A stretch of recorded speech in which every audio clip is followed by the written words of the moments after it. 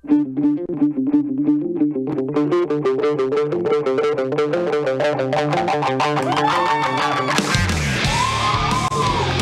lumilipad ang motorsiklo sa mga rampa ng obstacle course ng KDR Adventure Motorcycle Ramp sa Orani, Bataan.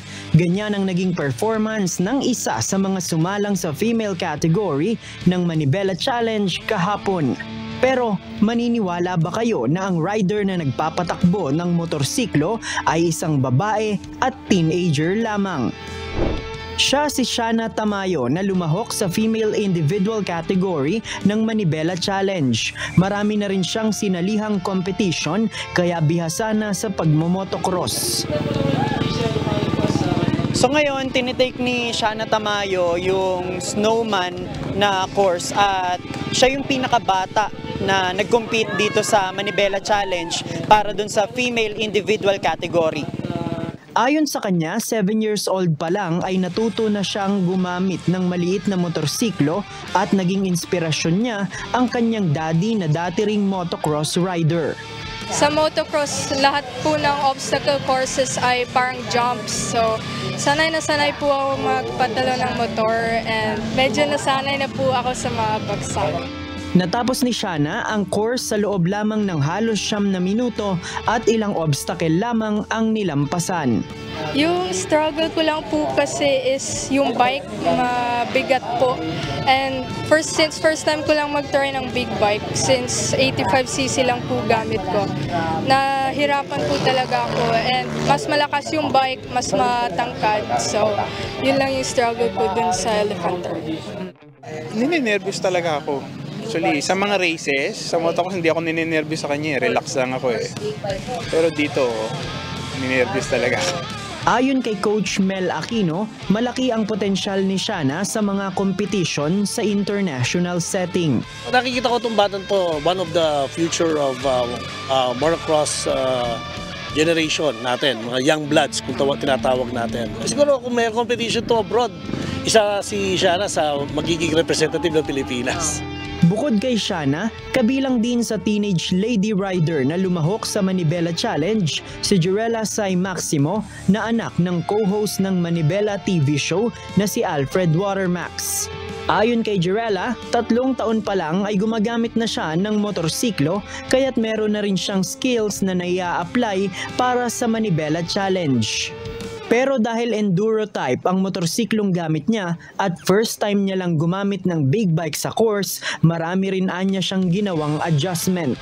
Kumpara sa Manibela Challenge na mayroong obstacles, ang enduro ay mala motocross riding at kadalasang mga natural terrain sa gubat at bundok ang dinadaanan. Hindi ko iniisip na manalo or matalo. Ang gusto ko lang is matapos ko yung course ng nag-alam ko na ginawa ko yung best ko. Natapos ni Jirela ang course ng halos 10 minuto at proud naman sa kanya ang kanyang daddy na si Alfred Watermax. Siyempre lahat naman ng paghahanda nandun ako. Nakita ko yung hardship niya, nakita ko yung paano niya pinaghirapan yung practice dito. Nakita ko yung kanyang dedication sa kanyang ginagawa.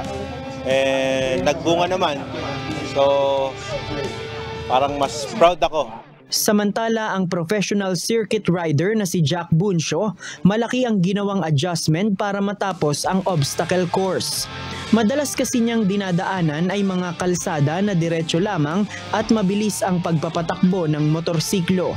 Limitado lang din ang mga liko. Pero ang Manibela Challenge anya, merong mga tight turn, mga paahon, pag-ikot hawak ang tali na wala sa mga circuit race. Pag sa road race kasi it's speed eh. Minimal lang yung accuracy sa amin. So, ito bagong-bago sa akin kasi syempre, kailangan mo lumiko in a specific area, specific na degree. So, medyo mahirap siya sa akin dahil nga sa road race, speed lang talaga eh. Speed, skill yon. Pero dito, iba yung skill na kailangan. Natapos ni Jack ang course sa loob ng 13 minuto. Ang mensahe ng mga lady rider sa iba pang aspiring rider na babae ay huwag matakot subukan ang ganitong libangan at sports. Never underestimate your strength, even if you're a girl. Basta alam nyo sa sarili nyo na kaya nyo, confident kayo, ganyan, and handa kayong magpursige para maabot yung mga gusto nyo, kaya nyo yan. always try new things. Don't be scared of what other people will say. And kung kaya ng iba, kaya nyo rin. Ang first place sa female category ay makakakuha ng 200,000 pesos at motorsiklong Scrambler 400 mula sa Triumph, 150,000 pesos sa second place at 100,000 pesos sa third place.